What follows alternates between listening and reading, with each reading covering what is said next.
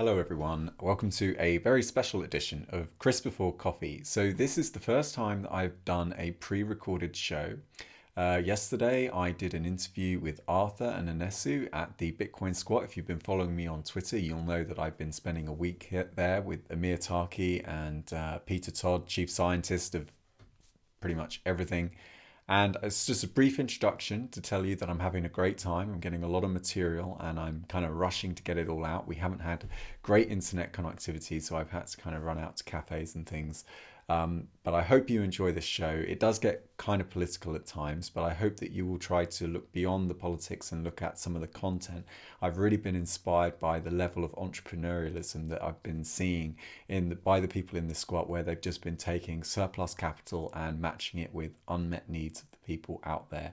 And it's really put into context some of the wastage that we're getting in the so-called tech startup community. Really, we're not seeing a whole lot of innovation. Now, there's a lot more for me to say. There's so much I try to cram into the script for this show. I wanted to talk about BBC Click coming in to interview us. I wanted to talk about some of the ethical issues that we've been discussing in the squad itself, some of the really hard issues, but I just wanted to spend the time on this video to focus on the people that the cameras weren't there to interview, the people that the BBC would never interview. And that was Arthur and Anesu, because I kind of felt like they were the real heroes of this story. I mean, sure, look, don't get me wrong, and I'm going to talk about it more. Amir is doing some great things with Dark Wallet. He's perhaps for the first time challenging us to think about some of the harder issues since Bitcoin itself. But that wouldn't exist if it weren't for the sacrifices made by the people that made the squat possible in the first place, that knew the law of the land going back all the way back to the Magna Carta here in the British Isles. And I just felt like these guys needed a voice, and that's what I hope to achieve with the World Crypto Network with your support. So thank you very much, and I hope you enjoy the interview. Sure. Hi, my name is Chris from the World Crypto Network, and I'm joined here today by Anesu. Hi, how you doing, man? You well? Thank you for being on here. And of course, I'm joined by Arthur, who we saw the other day in our kind of impromptu crowdfunding campaign, just to get a few Bitcoins for these guys to help them out in the Bitcoin Squat, where we've been hanging out with Amir Taki, and we've also had the BBC here earlier today. So thank you very much for your donations. Thanks to you, I can now present some gizmos. There's a little headlamp for Arthur. Thank you. It's well needed, and some tools as well. There we go, and we've got, so this is actually my old toolkit that I used to use in IT. So I don't even need this anymore. I don't even know what half this stuff is, right? Like, look at that. I don't know that you can use it, but I just went, my parents at it for electrics, and I was like, yeah. So that's yours. So keep those coming. Now tell us about this recent developments. We've had something called an IPO. Tell it, what is an IPO? Initial public offering? Are you launching your startup? Here it is.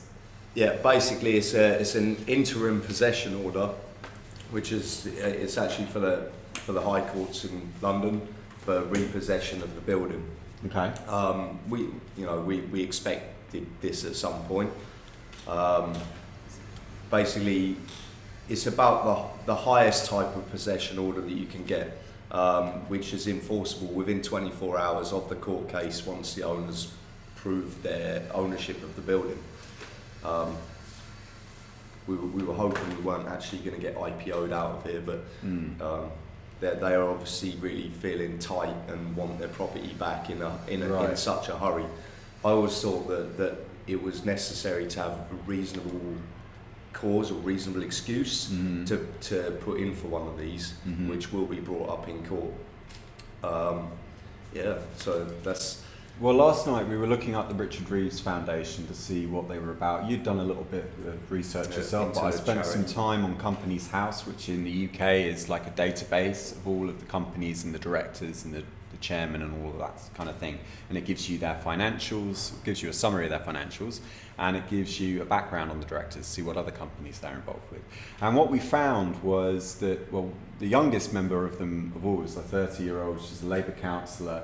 She's their senior researcher. I'm not going to start going through the names of the directors today, but what I did notice is that they, at the moment, are not taking applications for bursaries of students, which is their explicit aim of their charity. They're supposed to be a charity that helps get scholarships for young people that are in need of education.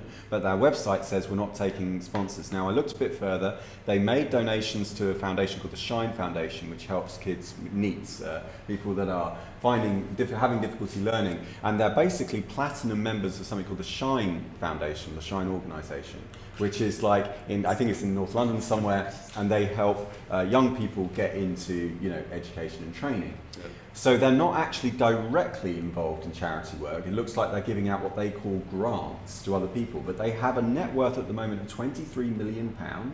They've said that this property is kind of in a distressed situation because they haven't been able to sell it. Yeah. So this is basically the trust or charity set up to hoard some assets, basically. They're obviously, it got set up in 1706. Yeah. 1706. So it's been around a while. It was I don't know, like they're only fulfilling a minimum part of what they can do for a charity. Minimum. And as we saw yesterday, their value went up by 13% last year, which is interesting. So this is a misallocation of capital. Maybe their intentions are good, maybe. Let's assume the best. I always try to assume the best in other people before I really get to know them, okay? So let's say they're a good organisation. Maybe they're an old-fashioned organisation. They don't know about social media, they don't know about crowdfunding, they don't know about any of this stuff. So what they're doing is they're hoarding capital, like this London property, which is speculatively going up and up and up in price, which also means conversely that you guys can't afford to live like a sustainable lifestyle, right? Right? You're living on the edge of society, but then what they're doing is kind of robbing Peter to pay Paul. What they're doing is, my thing is, this is 5 stories, 2 wings, central London. How many charities are they giving grants to who also are like, if I could just not pay rent, all this money could then be given to do what I actually said. And if they're saying they can't sell this space and they can't really use it, give it to people who convert it and give it to charities. Well, we're already in contact with I wouldn't say charities, but people that are doing good. Whether it's feeding homeless people, going out like Anonymous Op Safe Winter, going out around London, handing out sleeping bags, clothing, food, all winter. This goes on. These people are desperate for space to be able to store the stuff and equipment that they use to be able to go and do their Good Samaritan work. I wouldn't call it charity because they're not earning anything out of it. It's just being a decent human being at the end of the day. Keep calling it charity. So like here we have a massive space that's been empty for years. That's not being put to good use. Which like this charity that are very possessive over their property and would rather see it locked up, closed up, and pay security 24 hours. Yeah. Like when we leave here, like obviously they've spent like I think it's about £170 to file this paperwork. We have spoken to them on the phone to try and sort of negotiate an agreement, which I had quite a good conversation with the company secretary. But like they're obviously in a hurry to get this building back so they can lock it up and leave it empty again. Yeah, which is a big shame. Especially with the amount of interest and people that have been in and out of the building, and what good is going on here. Well, now we've got Bitcoin, we've got direct peer-to-peer transactions. We don't need to set up these regulatory charity bodies. We don't need to be hiding all this stuff. Yeah, but this is quite often. I've come across these charities before, and like whether they've been left in wills or some sort of legacy. As a trust to hold wealth together. This is all being sat inside the City of London as to hoard wealth, right? And to make sure that it doesn't get taken off them. Like a lot of the old families of England, they quite a lot of the upper classes are just trustafarians. They're living on trusts that just get handed down and handed down. It's not left in well, I suppose it is in a will, but it just sits there for the family. They don't pay all the tax that they should on it. Right. So let's talk generally, because we don't have any evidence at the moment that this organisation is doing anything like that. But in general, there is a culture of setting up these charities as a way of evading tax, ostensibly by doing the minimal amount of work necessary to be a charity, like say, I don't know, giving a grant to another charity, just as an example, random example, that's nothing to do with this one. And then what you can do is you can see all the appreciation on capital, raise 23 million's worth of net income, and have that just sitting there whilst taking a salary. That's pushed it, isn't it? Yeah. Like just a monthly Yeah. payment coming in your bank Everybody for loves nothing it, every month. like, I don't really get like, because I think the work. My thing is like, I can deal with evil people being evil. That's the thing. Like that's just a difference of morals and like where you appreciate the value of like certain things. What I can't do is are hypocrites. You're telling me you're out there to do good, and your whole thing like, oh, I don't even take a salary from this charity. We just pay one person. I'm like, cool. You have a space that people are saying we also want to encourage the people who don't even get onto your radar because they're not accessible.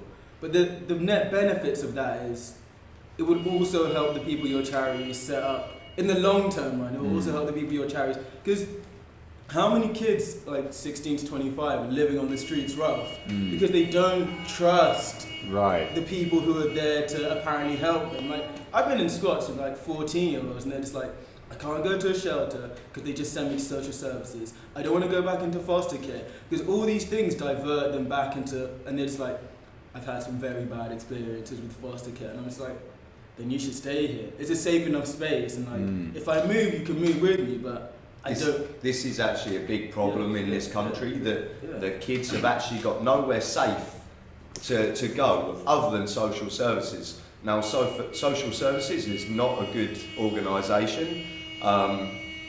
Kids are being stolen from families by social services, using quite harmful allegations, discrediting parents, to be able to steal the children, and then like quite often they end up being used by people like Jimmy Savile and people in these lovely companies like the BBC and our government, which is why I don't talk to BBC, by the way. I have no time for them, and until all of the wrong-uns and the manipulation from this pimp culture where they're giving our children to VIPs.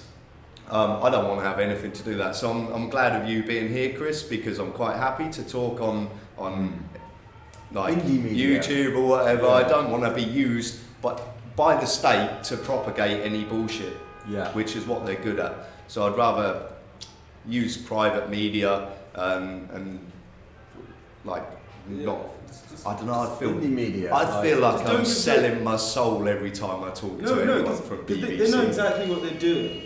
They're like, we have this thing that gets out, almost like by law, to the whole country, but we need validity because we're not actually engaging in the culture. We don't care. Like, you're a passing fact. So what they do is they say, okay, here's a couple of lies. Here's a couple of lies. There's this story. We don't need to tell the truth, but we need a new group of people to trust us.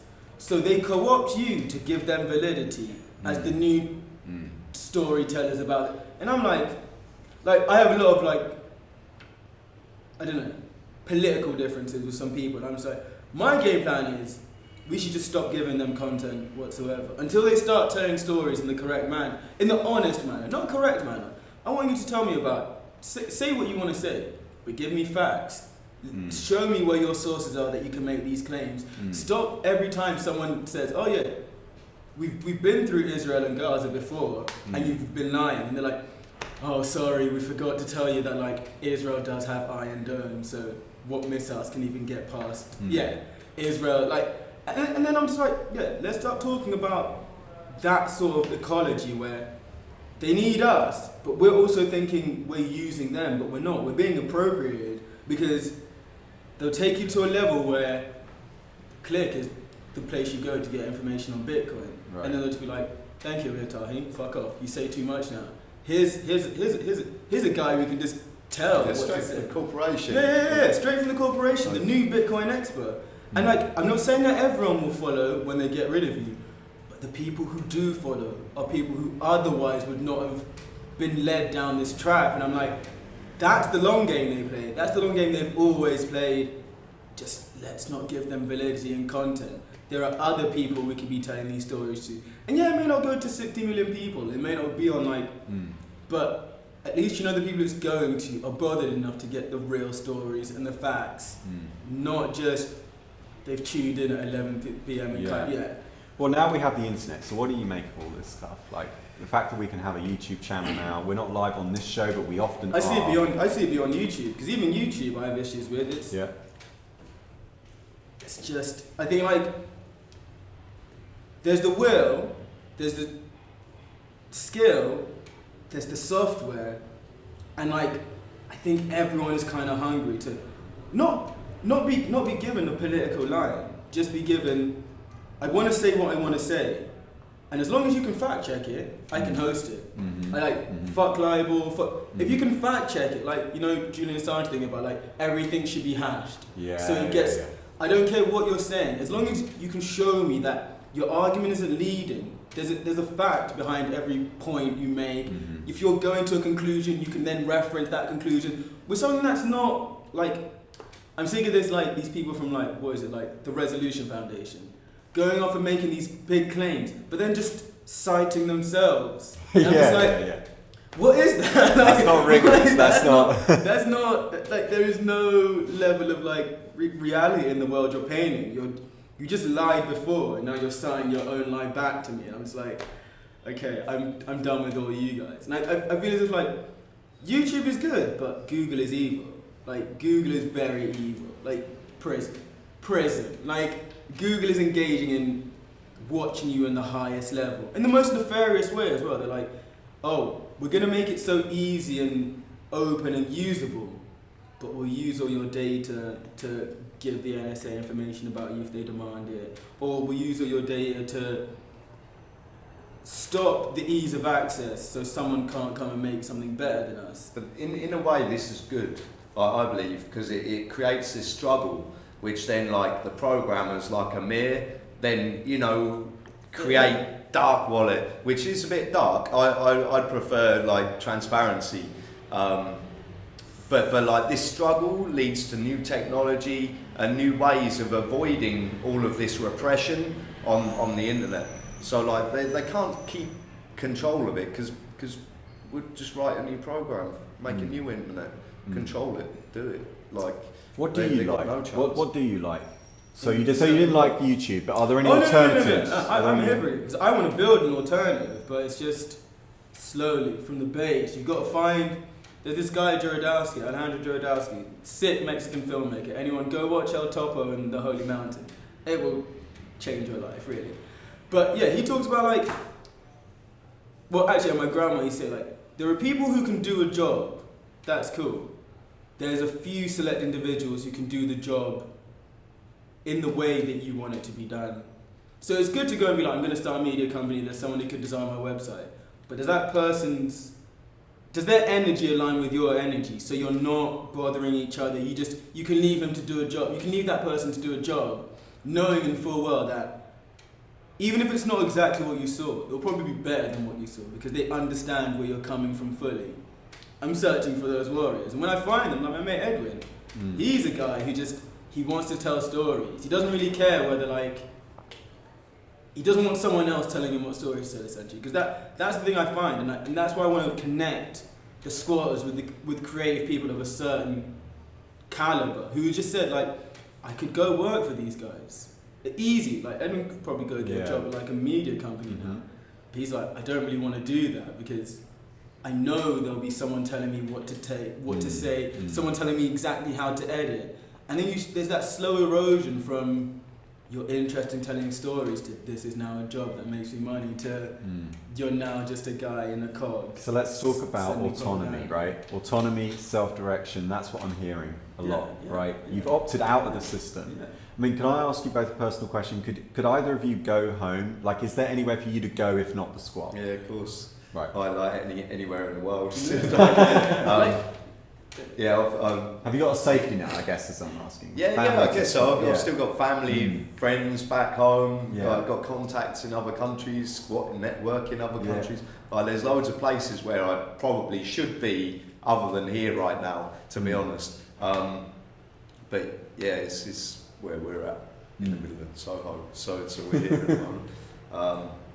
And yeah. But how fly, to take the Icarus analogy, like the story was that Icarus shouldn't go too close to the sea because of the salt from the water and the moisture, and he shouldn't get too high to the sun. So at what point, where do you find that middle ground between breaking these laws? Because you said to me the other day, I think even on the video, that you want to do this lawfully, that you want to break I'm into lawful rebellion. Like, to me, even if, like, last year, the last time I got arrested was for walking across a road at a fracking camp.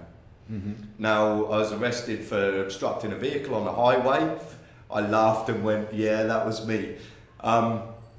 Is that a crime, walking across a road? Like, yeah, obviously. What was the context? Well, they were trying to... Well, they were bringing in a lorry, and we were actually walking down the road in front of the lorry, but the cops decided that they were going to grab me out anyway. So I refused to sign anything in the police station, which meant that they couldn't let me go, which meant that they then took me to court, charged me 150 quid, and then wiped it out in time for sitting in a cell. So it's just a joke. Every time anyone gets arrested, they're feeding the system. This system has been made up to make us criminals. They make a lot of money out of making normal people criminals when the real criminals run the show. Now, if you can't even have a piss in London in the street without getting an £80 fine. Hang on, I know you don't really want to... It's extraction, because what they're doing is, because all their friends are accruing money from the top, but we now live in a society that generally isn't as morally blind. It's nothing to do with morals. No, it's about revenue it is. collection. No, it is. Because you got to see what they're doing. They're saying, like, we're going to sell raw milk, but everybody likes the raw milk. We're going to break up the NHS. So how are we going to do this? We now need money from somewhere else because our mates are taking all the money that used to go to patients in the NHS. So that money is coming from your £80 parking fine from Westminster Council. That's how they're filling in these blank holes where they're stealing money. But to play devil's advocate for a minute, you're not advocating pissing in the street, are you? No. But this is the reality. We should have more public toilets. All this revenue collection that's happening from silly minor offences. Yeah. Growing cannabis, which is a herb or a flower, it's illegal and being demonised in this country when it's one of the best medical cures for so many different ailments. They've banned it, criminalised it, demonised it because they want to push us pharmaceutical drugs. It's all in their plan to the corporate mind, isn't it? This squeezing of us all of the time to get revenue. This is what the police force now do. They're spending more time protecting private property and revenue collection. The courts, the barristers, the solicitors, the judges, they're all rinsing us, and it's not a free country, is it? Well, let's talk action for a minute. So one of my plans is to try and crash the property market, at least in the UK anyway. And the way it's going down anyway. But when the Duke of Westminster is selling huge chunks of his most, that's when you should start looking like, oh my god. Well, it's probably why they can't sell this place, because this place, 40 Beak Street, was put up in 2009 for demolition, so they could be replaced with some luxury flats and offices. And it's prime real estate right here, and that's obviously fallen through because it's now 2014, hasn't gone through, possibly because this market is top ticking, it's reaching its peak, and property developers are going, actually maybe I'll wait, maybe I'll just stymie this, maybe I'll just stonewall you for a bit, wait to see if I can get a better price. And as a result, you've got people on the street suffering. So my hypothesis was, well, look, if you turn these assets into liabilities, if you raise the cost of sitting on empty property, they're not going to want to keep it, especially the foreign investors that aren't directly connected. If you look at the people that sort of are hoarding this property, and who the corporations it usually belongs to, and the people that are behind the scenes as trustees and this, that, and the other, they're the ones that are earning out of this. Because if they can cause a shortage of property lifts the rent price and the sale price. So we've got like, say 400,000 empty commercial properties. I'd love to know the number of how many residential are sat empty. But this creates, like, we're not short of homes, we're not short of housing, we're not short of space. We're short of the allocation of this space. Like, they're hoarding it and keeping it locked up to make, like, there's people living homeless, quite a lot of people around this area. Why are they out on the street? So it's by manipulate, like, design. Let me draw a line around this. So we've got surplus capital and we've got unmet needs. And what you're trying to do is you're trying to disintermediate, just getting in there and just linking those two directly, rather than going through the regular. Well, we kind of have to do it. I know by, I'd say, is it force? Like, I don't know. It's called an occupation, isn't it? Which is like an invasion. But who's really occupying? I mean, are they not occupying? Really, I see this. It's everybody's. The land is everybody's. So we don't. Why do we need to? It's only these corporations and charities and stuff that have really, the land all belongs to the Queen. So, like, us having to rent it and fight over it is just a way of controlling us, like getting us in debt so we get a mortgage or pay rent to keep us nice and controllable. So the police officers still go to work even though they know their job is totally immoral, and like have to enforce rules that don't make sense, but they keep going in because they. Some of these police officers themselves are victims of the system in the sense that. So, like if you look at how much their training programs. You go in the army, you've got someone screaming in your face. It's all fear programming, like how to condition the mind into taking orders. The police go through it as well. Well, as soon as you have a system whereby you must be conditioned, and like you see I remember my friends were like, I didn't go to uni, and they're like, oh yeah, you're an idiot for not going to uni. All of them came out of uni. My degree has no use in anything I wanted to do. I'm now 40 grand in debt. And I was like, have fun with those 4 years at a shitty, like, some shitty town where you had to pay rent. And they were like, oh, yeah, no, it wasn't helpful whatsoever. But then they were like, while they were there, they were really just like, oh, this is going to help me in so much. And I was like, because you're working 40 hours a week. You had to read. You didn't have time to just sit and think about the lunacy of what you were doing. You can go and rent a house in any uni town and live that life and be around those people. Why are you paying 9 grand a year to then have like 5 hours contact with someone who's pushing nonsense that you know is nonsense? Like, look at the pushback in university economics campuses where it's like, why are you still teaching us neoliberal economics? We just had the biggest market crash in the history of market crashes. Why are you perpetuating this bullshit? And then the guy turned around just like, oh, you didn't know? I'm ingrained in this whole thing. Like, I go give lectures at Goldman Sachs as much as I'm a lecturer at uni. Yeah, but you can't stop paying me 9 grand a year. And like, I was like, I see your game. I call bullshit, and I'm done with that. But yeah, I don't know. It's kind of. Yeah, I just want to. This is the last topic. Let's talk about the difference between you and the homeless community, because clearly you aren't homeless. Like you. We've got roof overhead. Roof overhead. The doorway. Yeah, you're eating. Yeah, you're good.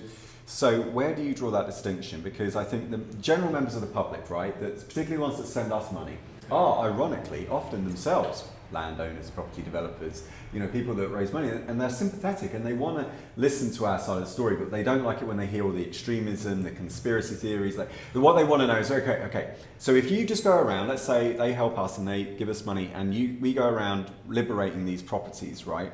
How do they know that these aren't going to turn into crack dens, that this isn't just going to be chaos and it's not going to be... Because, like, I say to them, like, I'm happy to...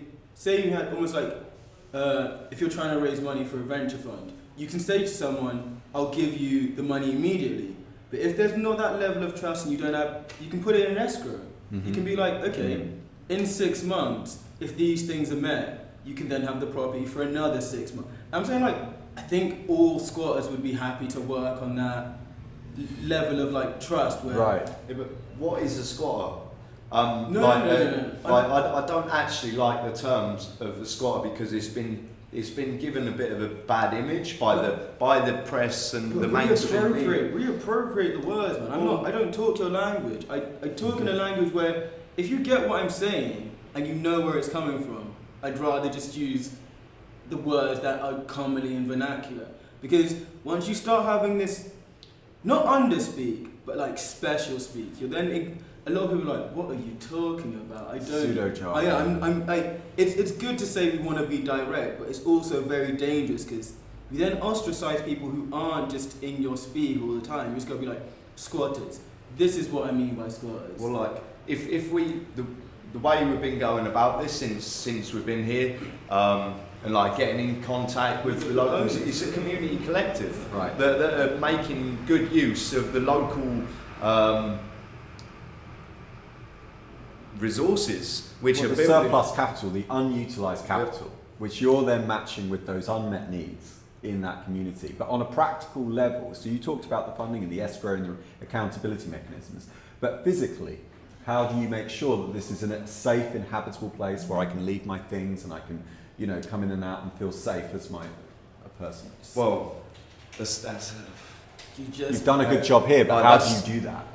You need to find the by experience, basically. I've been squatting now for 2 years. Yeah, we've had some like mistakes because it's deemed as a free space. People are like, I can do this here. And you're like, no, you can't. You have to have some sort of, like, if you downstairs, there's actually a safer spaces policy. We don't particularly go by the safer spaces policy because it's a bit extreme. What is it? Tell us. No, just like it's something that was made up through Occupy. Right. Okay. And like, you know, the basics are there, but to make sure that nobody's harmed, like it doesn't. It's a guideline. Like there's nothing you can do. Like the laws that we regulate. It's just a piece of paper. Yeah. You know, we hope everyone treats each other with respect, and while they're in the building. I also feel like I was saying to everyone like before, and I'm always about this. I'm like, if you're living with people and you trust those people, and then they say like, with Amir when he invites everyone from Bitcoin around, I'm like, I may not know this person, but someone I've chosen to live with and create this communal space has invited this person.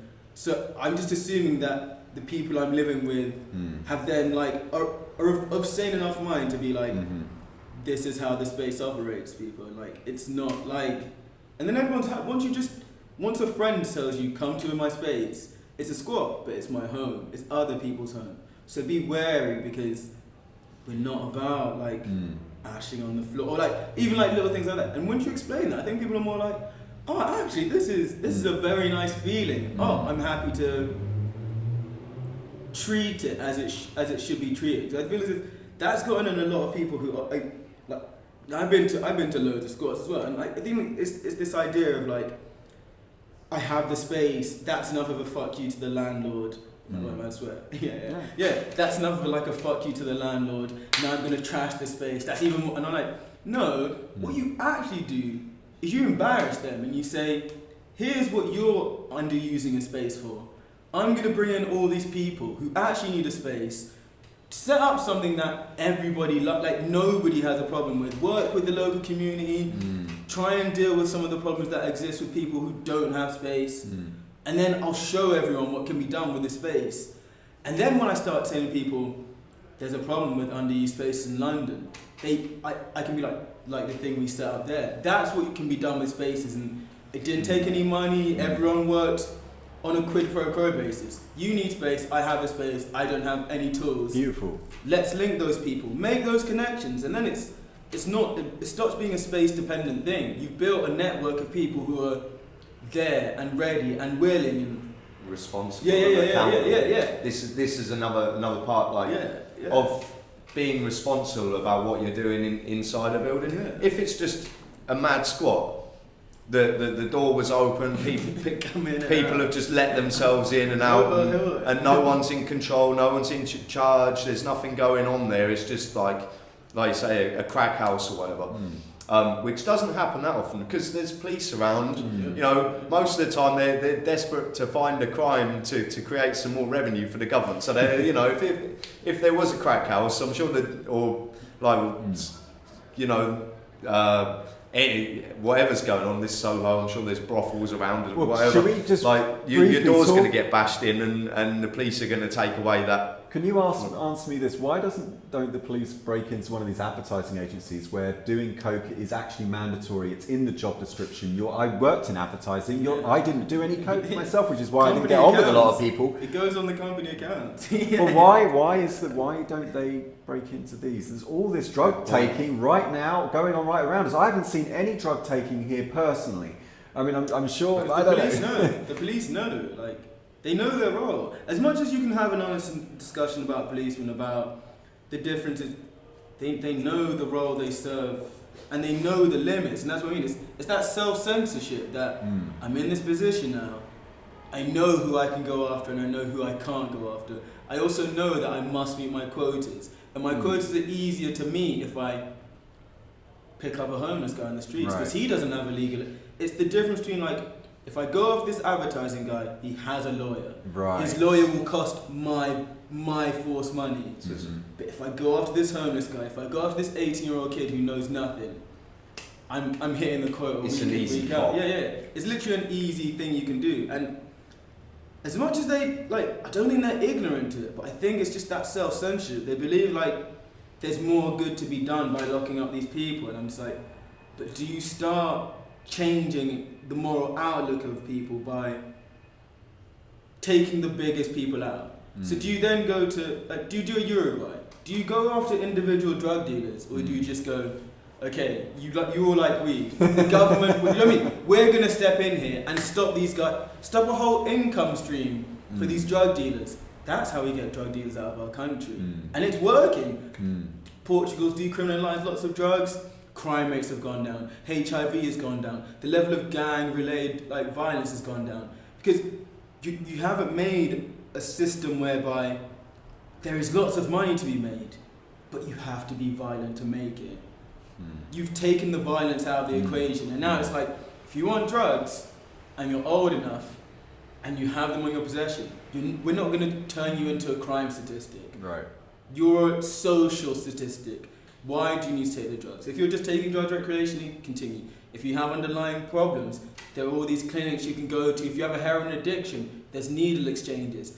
And it's that creative way of sorting. Like Peter was talking about, do you deal with child pornography at the outcome, or do you deal with it, which is much cheaper, socially, by saying, these are the sort of environments within which a child decides, I'm going to sell my body, or you allow that power divide between what a child can think is allowed and what an adult can do?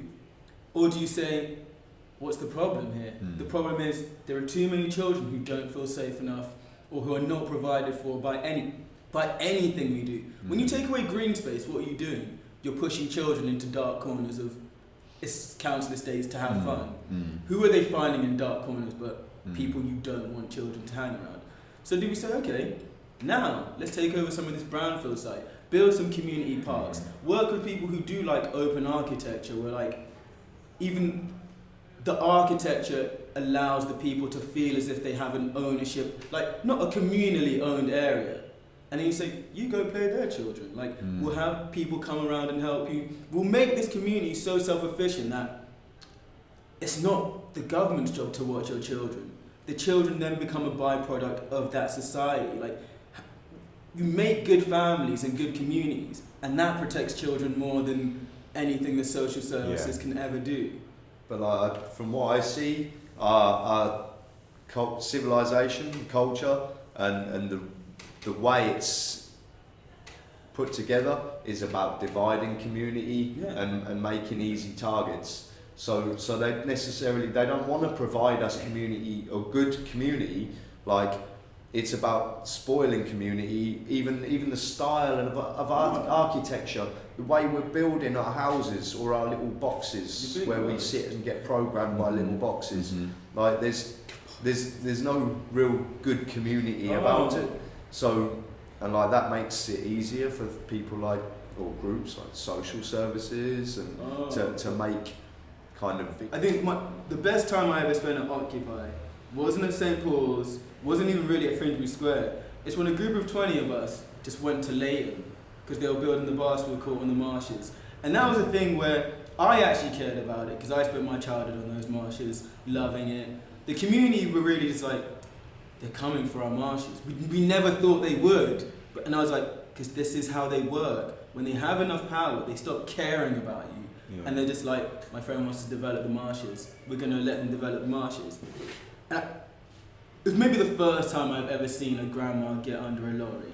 And I was like, this is the easiest way to radicalize a community. You come in on a thing that they actually care about. You engage them on a level that's not, let me tell you about this superstructure that's coming for you. You're just like, you love the marshes. I love the marshes. What I'll do is, until you feel safe enough to get under a lorry, I'll get under a lorry. But they will come and arrest me. And the way you can help me is not when they come to arrest me, come to the police cell. It's when they come to arrest me, you get radicalized. You start using the tools and techniques that we've shown you to stop this thing. Because if all of you do that, they will not arrest all of you, but they'll arrest 20 activists because they don't care. And I was like, that's what I think activists need to start doing. Going into communities in Spain, that's all they do in Spain. They're just like, we're squatters, but they're taking your house. We'll take your house back. It's your house again now. Just go down the road. Just liberating houses. And then when people call out, when activists call out for a day of not paying for tube fares, a day of let's just walk through the streets to scare the living daylights out of the government, people come because they're like, these people are my people. These people helped me when I needed help the most. They weren't after like radicalizing me. They just came on a human level and said, what is your problem? I can show you the tools for you to fix your own problem. I'm not here to fix your problem for you because, to be honest, I don't have the time to fix everyone's problems, but I can I can bring people together who can teach you, if you want to, and if you feel like it's your only choice, how to fix your own problems. Because I feel like that's the way you build a movement of people that has the same ideals.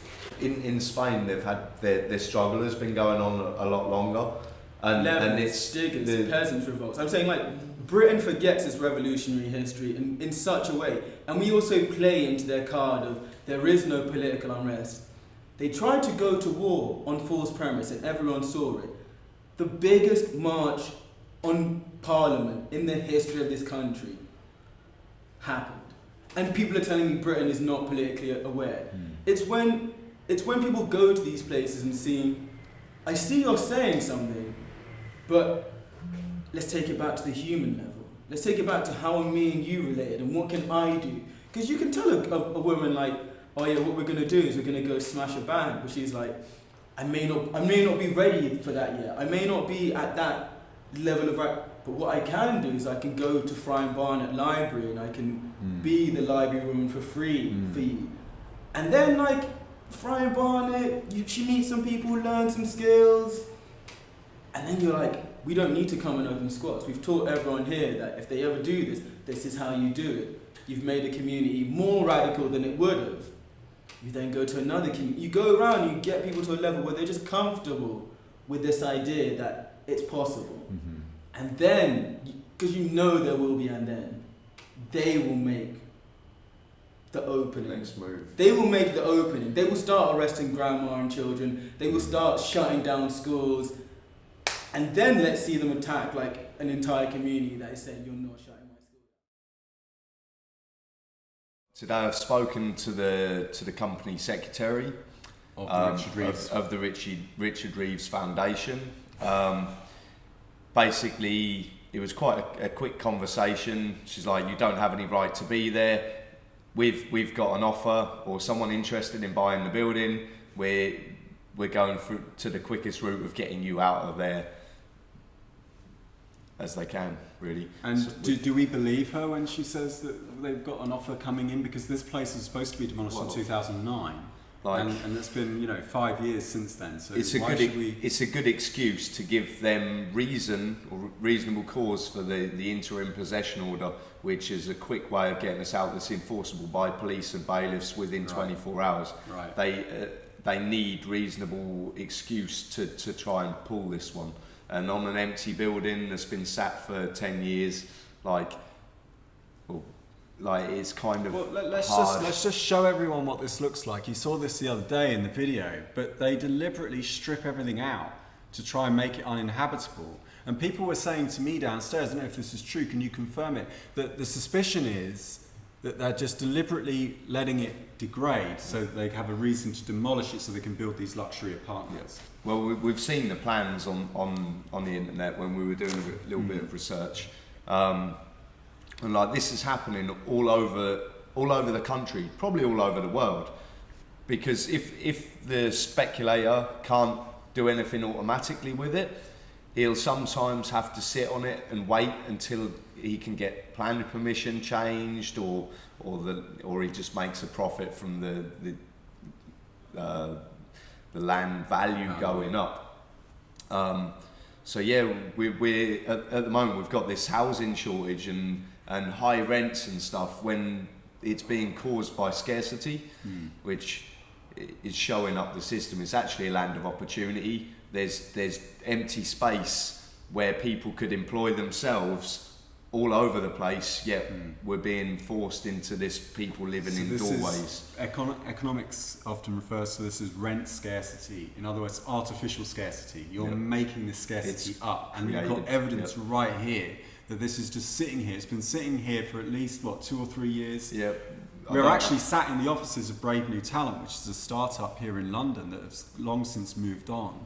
So, these people just get a very sort of privilege that we had venture funding. They were here for a while, and then for reasons we're not sure about, they just moved out and it's been left ever since. Yep, and that's the same story all over the place. So, and then young businesses or new fresh businesses can't really afford to rent places. The shortage of property in the system is to push the prices up. So you had a very good conversation with her last week, didn't you? And today it sounds to me like she's just it was short. Yeah, they've had a chat about it in the office. They're like the man that come to the door going, "I own this, get out now." He's like, he was quite ignorant to the fact that we have squatters' rights, and obviously in the conversation the secretary said, "Oh, through some quirk of the law." Yes. Well, these quirks of the law allow these charities to exist, and that's why they do exist quite a lot of the time, and this is through tax avoidance. So they should be careful before throwing stones, because they themselves are guilty of the very thing. Well, no, it's a quirk of the law. They're allowed to do what they do because it's it's lawful. We're allowed to do what we do. It's lawful. Just because they see it as we've stolen their property. Let's talk about the downside to this, because if you don't have provisions in place to let someone discover some land and actually appropriate it and say, well, look, this isn't being used. I mean, Russia's gone into Ukraine recently and no one's telling them they're squatters. And Israel goes into Gaza and no one calls them squatters. But it's an occupation. And like we get called occupiers, which is like basically an invasion. I don't feel that I'm invading anything. Like, this is an empty space being put to poor use. Yeah. There should be nothing to stop people making good use of empty spaces, and it's creating all this empty space and people's selfish greed, profit motivated organisations locking. Part of this sounds to me like it's a communications problem. Part of it's just like if they knew you and they got to know you and they knew how you come across and what you do in space, then they probably let you. And part of it's an attitude problem, a class division. Like this guy's come around going, "Oh, I own this." It's all about control. You're a threat automatically. You're a threat in a scarcity-driven society. Well, I'm a trespasser, aren't I? Trespasser, right? And like, Yeah, but we were trespassers when we first came to these islands, right? Our ancestors trespassed. I mean, where do you draw that? Who really owns anything? Well, this is we have no right to own it, do we? But does anybody have the right to own it? Not really. Surely the rights belong to the people that can maintain it the best. And so far, you've done a better job than they have. I see my right here as to be a guardian. Right. Whether it's inside a building or on this planet. Right. And part of being a guardian, to cause no harm. And we're creating. Well, our whole civilization is destructing the earth and everything about it. So we're not doing a very good job as guardians on the planet. And like I think the property ownership comes down to it quite a lot, because then it gives people, they go, I own this, I've got the right to say drill for oil or frack for gas, without no conscious thought about the environment and what they're doing. This is our environment. We need a good environment to be human properly. And if we ruin it, we won't be able to be human on this planet at all. Yeah. But they want us to be it sounds to me like two different people have very different vision of what they want to do with this space. And we don't know too much about the Richard Reeves Foundation. We probably shouldn't be too harsh on them until we know a little bit more. But from what it looks like so far, in the short time that we have known them, is they don't look like they're doing what you would expect of a charity like Amnesty International, with grassroots activism going out, and you know that your donations, even though there are some inefficiencies in a lot of these charities, you know that it's going somewhere. It's not going to complete waste. Whereas with this charity, it looks to us like they're claiming that they give out grants. But then when you look at where the grants go, the people receiving them don't refer to them as grants, they just refer to them as like donation.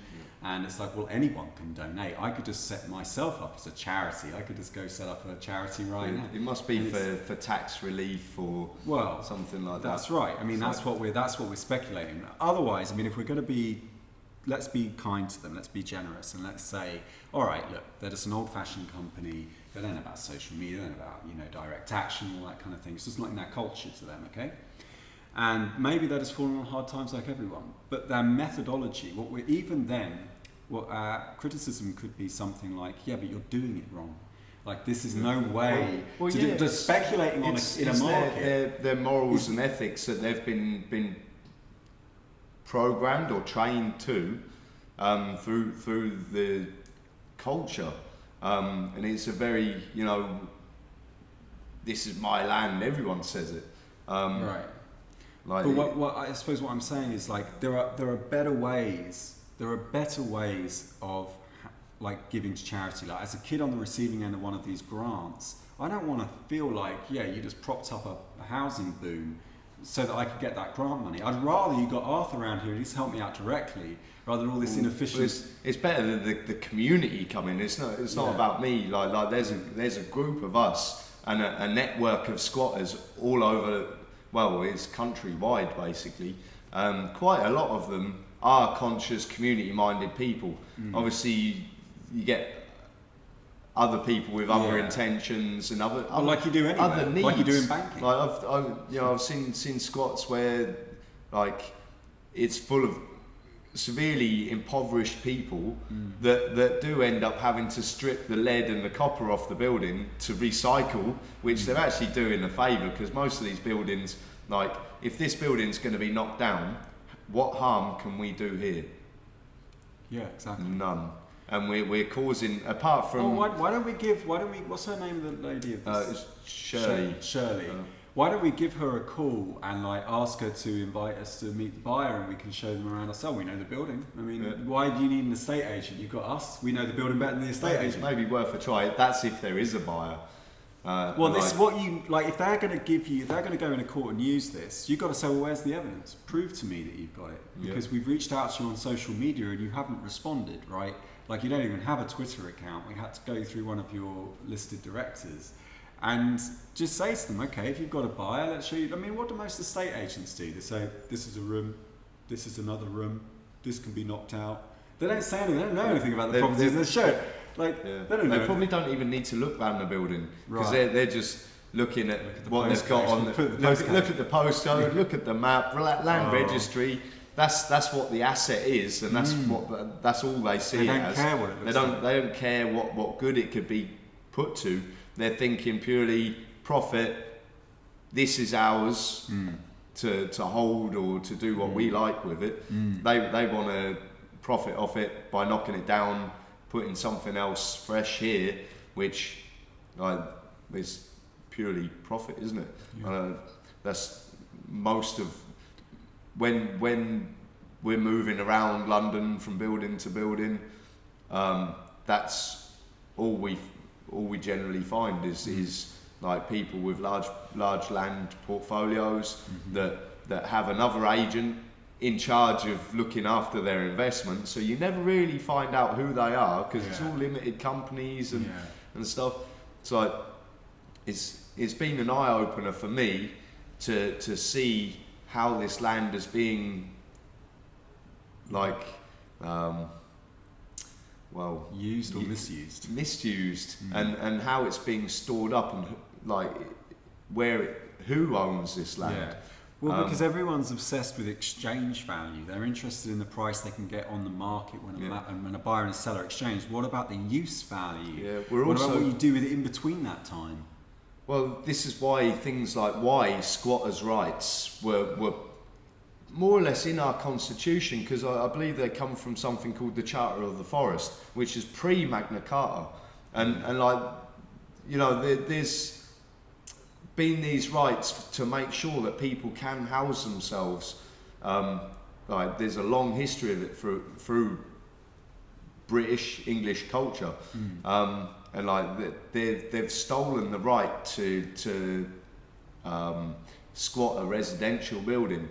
What we're actually witnessing right now is another massive land grab or a theft. The banks have put out toxic debt that they know that people will never be able to afford. Yeah. They've then jacked up the interest rates and scooped in the assets, and like then you get these like I'm gonna go back to the Richard Reevy Foundation again, but that's because that's been set up since the 1700s or something.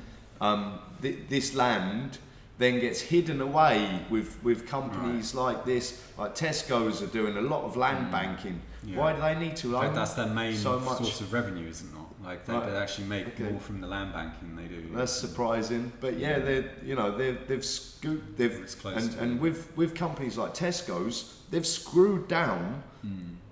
Like I'm from a farming background.